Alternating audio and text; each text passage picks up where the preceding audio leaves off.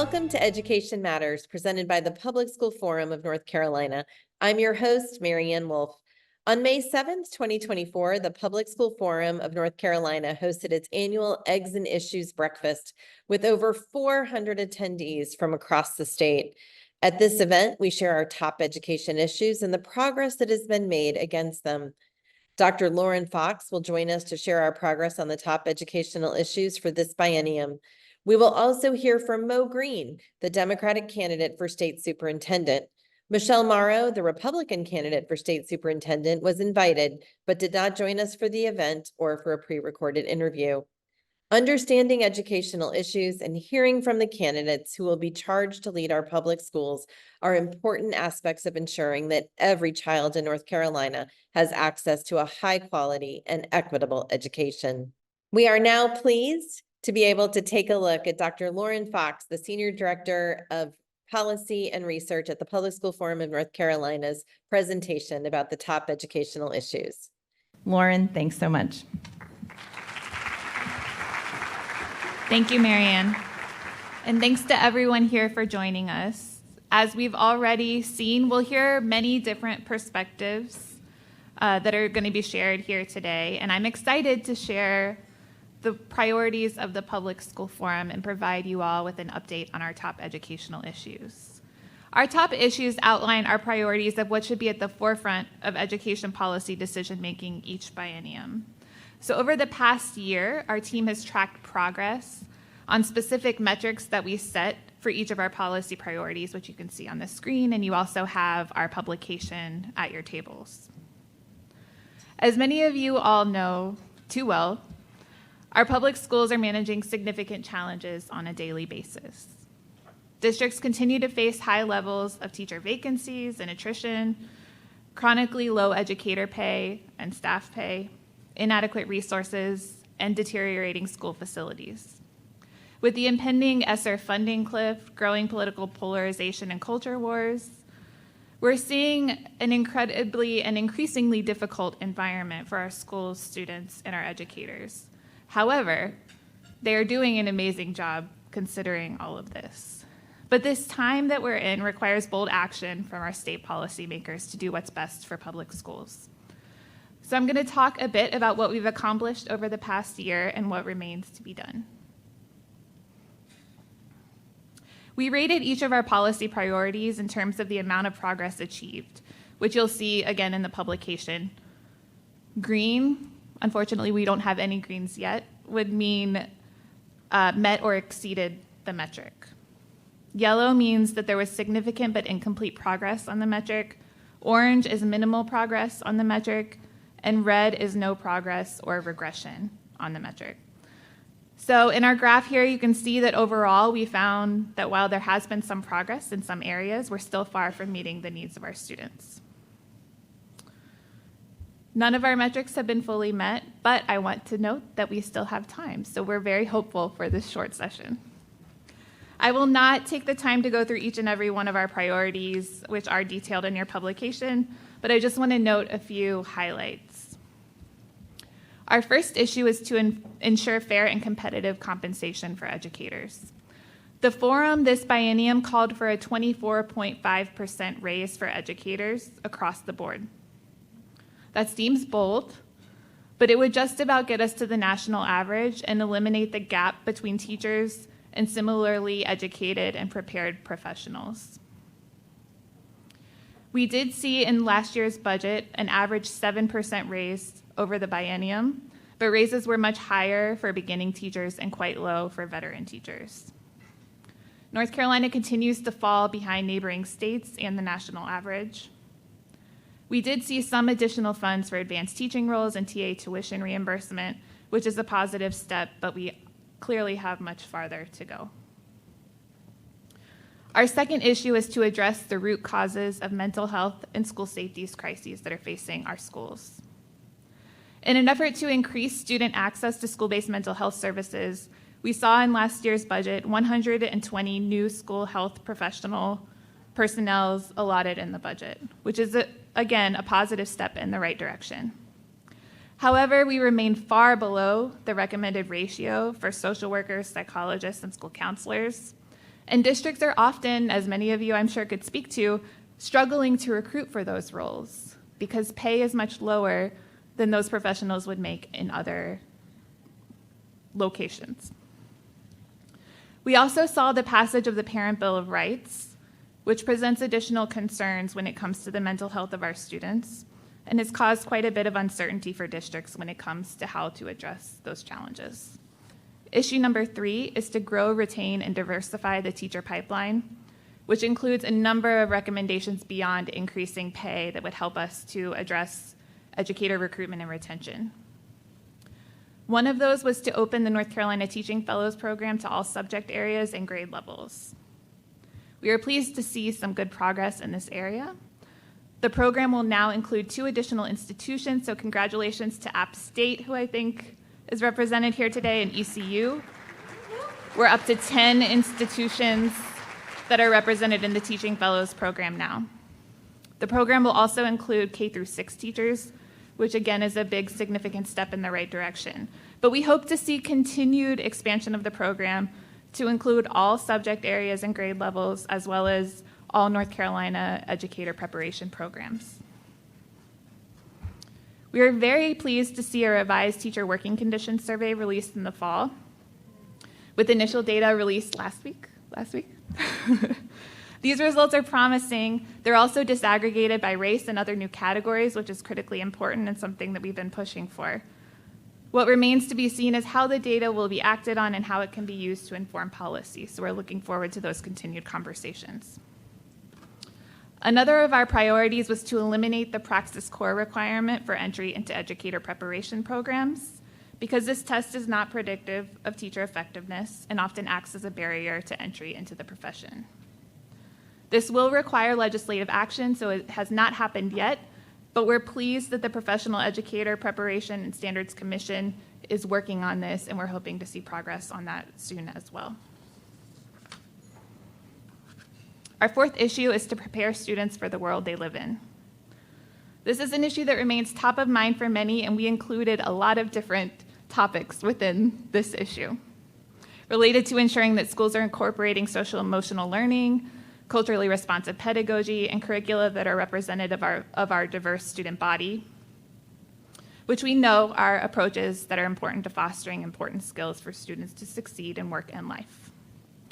We also highlight the need for an improved accountability model, as you heard Catherine Truitt talking about, which would need to incorporate a wider range of indicators of school effectiveness that reflect the student outcomes that we know are most important. So when it comes to ensuring that standards and curriculum reflect the diversity of student identities, we have a few bills that HB 187 was introduced last session, and the Parent Bill of Rights passed, which could threaten our ability to have representative curriculum in our classroom. When it comes to the accountability model, we've seen some really important progress in this area. DPI proposed a revised model earlier this legislative session, and we're really hoping that the General Assembly will take action on that during the short session. Finally, our last issue was to implement, monitor, and evaluate the comprehensive remedial plan. This is focused on ensuring that our schools have adequate and equitable funding to serve our students' needs. It's very discouraging that the state has funded very little, about 7% of the comprehensive remedial plan thus far, and that the Leandro case is being challenged and is before the Supreme Court yet again, while our public school students and educators continue to suffer from a lack of adequate resources. At the same time, lawmakers have significantly increased funding for school vouchers, as we've already talked about some today, which will now be open to higher income families who often already send their children to private schools and continue to lack any meaningful accountability requirements. So we just need to note that with these funds that will be going to private school vouchers for middle and upper class families, we could better serve the 85% of students in North Carolina who are attending our public schools. We could reinstate master's pay, we could increase teacher and staff pay significantly, we could increase mental health supports, fund additional slots for high quality pre-K and after school, and the list goes on and on. So needless to say, there are many of our top education issues that could be addressed with this funding. So as we go into this legislative session, as well as an election year, our lawmakers and our candidates have some really important decisions to make and things to think about. So with that, I will conclude my presentation of our top education issues. And again, while I think there are many of us in the room who represent different priorities, we all know that there's a lot of work for us to do to support our public schools. Thank you so much, Lauren. We're so grateful to hear your thoughts on the top educational issues facing North Carolina. After the break, we will be joined by Mo Green, the Democratic candidate for State Superintendent. Education Matters is brought to you each week in part by Participate Learning, uniting our world through global learning.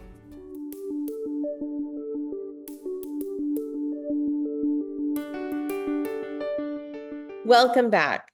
We are pleased to share clips from an interview by the State Teacher of the Year, Kim Jones, and the State Superintendent of the Year, Donna Bledsoe, with Mo Green, the Democratic candidate for State Superintendent.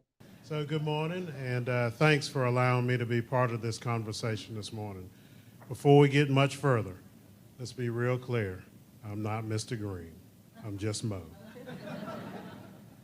So what led me to decide to run for this office? So I would list a few things. I'm deeply concerned about the dismantling of public education. I like to say brick by precious brick. When you think about funding, and the governor lifted up a few things, where we find ourselves spiraling towards the bottom with regards to funding of our public schools. Beginning teacher pay, we're 46th in the country. With regards to the funding of our public schools, we're 48th. With regards to the effort that we can put into our public schools, we're 49th.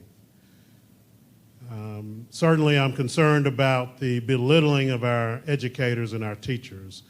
And this goes well beyond the financial compensation that folks receive. I'm talking about the way that they are being talked about and treated. Student achievement, absolutely, I believe, needs to be improved. And if equipped with the right resources, I think that can happen. But what got me into the race, if you boil it down to one thing, because I was sitting on the sidelines, deeply concerned and worried about the direction, but when I began to see the bill that then became legislation with regards to the taxpayer-funded private school voucher program, I thought to myself, what are we doing in our state? That now anyone can get a voucher, regardless of income. I thought, we cannot do this. And so I was blessed to be able to have a conversation with Governor Cooper, where he asked me to consider running for this position. A lot of prayer, a lot of conversations with others, a lot of hand wringing, certainly, but thought, well, maybe giving the blessings that I've had, the experiences that I've had over many years, maybe this would be the thing that I am called to do next. And so that's why I decided to run for this position.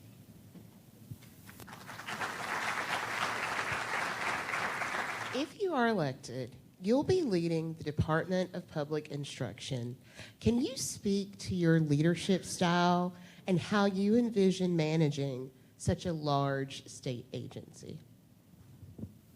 Great. So I'm going to lift up three things.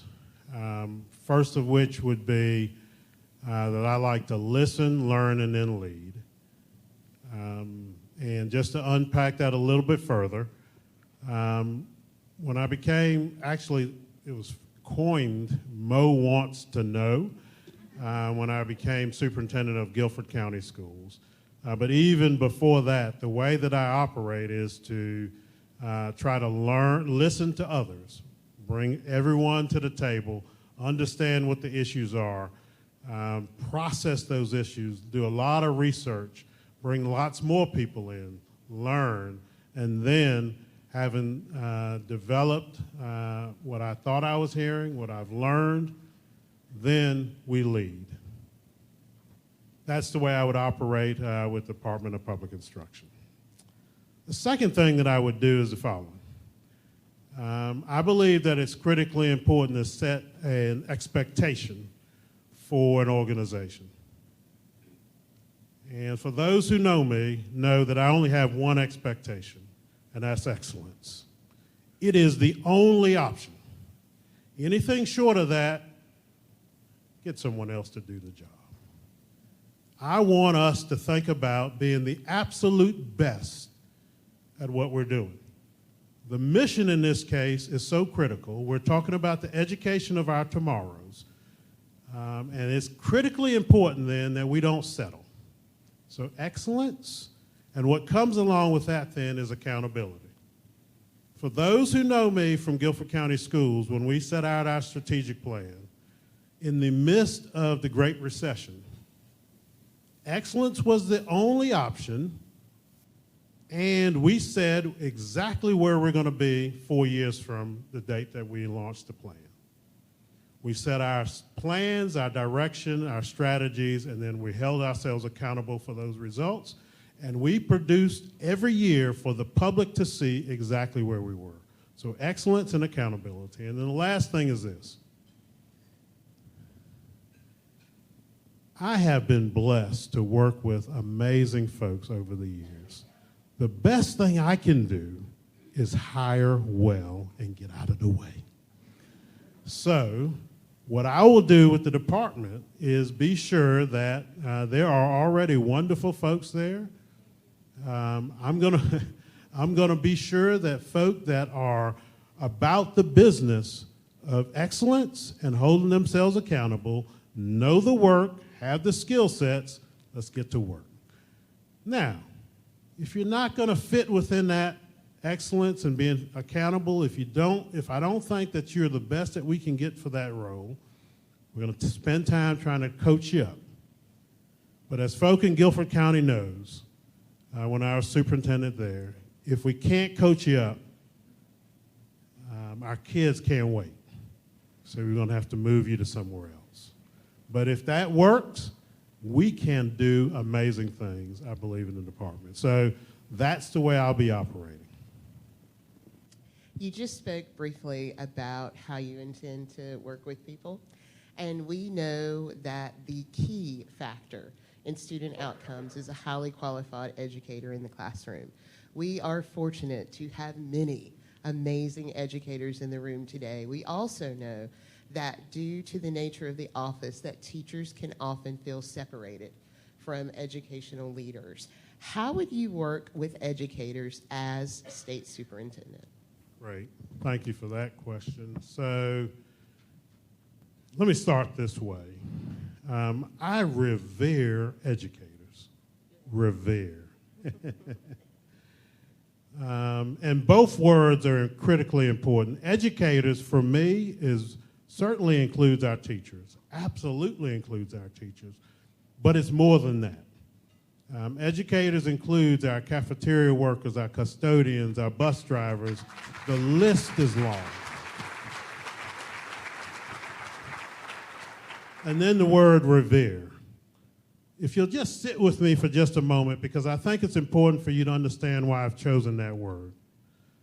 My mother was a special education teacher. She went back to school to become a teacher.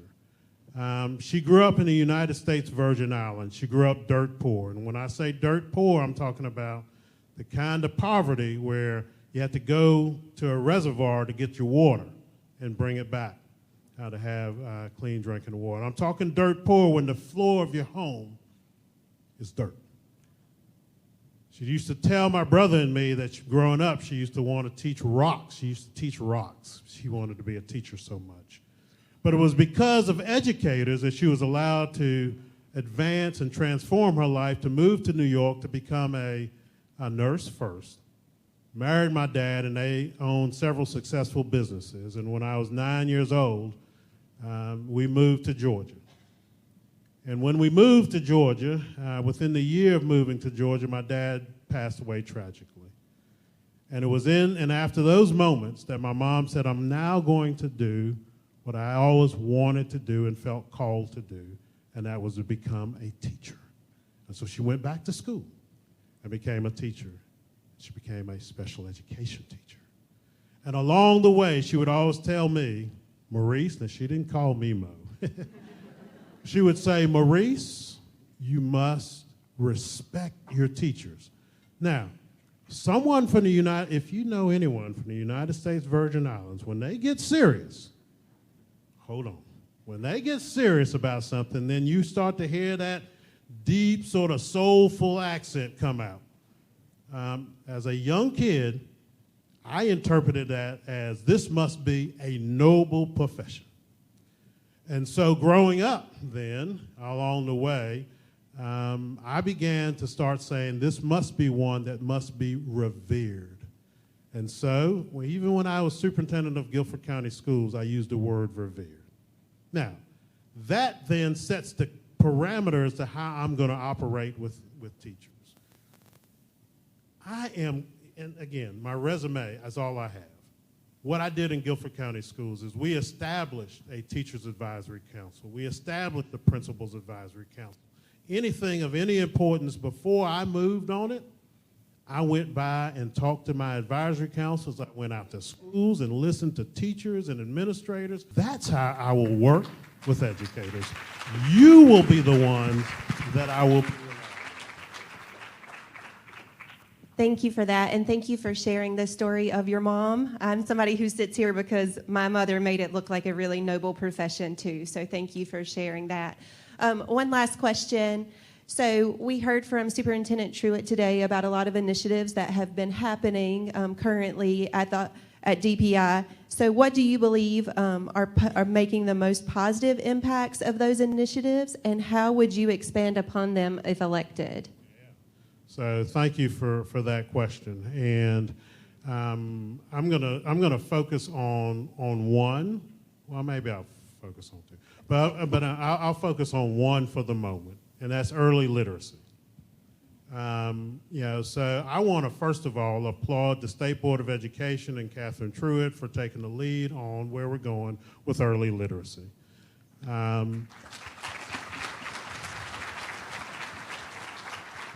I had the wonderful benefit, so there was a program that was put in place after the decision was made that we were going to go this direction with the science of reading, where 6 states were selected to sort of work on the implementation of the science of reading. And each state had a group of folks who would work together as almost like a cohort team about the implementation. I got the wonderful benefit of being selected as the foundation representative for the state of North Carolina in that work. And so I got to work alongside Catherine Truitt and many others in North Carolina about how to best implement it, learning from other states, learning with other states about how to implement it. And along the way, understanding more deeply why this is the way to go forward. So if I'm elected, I'm going to continue this way forward. And there are things that you hopefully heard. One of the things that we would bring forward is character development along with academic outcomes that will be similar to what the portrait of a graduate is, but it will be perhaps maybe a bit more than that as well. Thank you so much for taking time to think and learn about education. That's all for today, and we'll see you next week.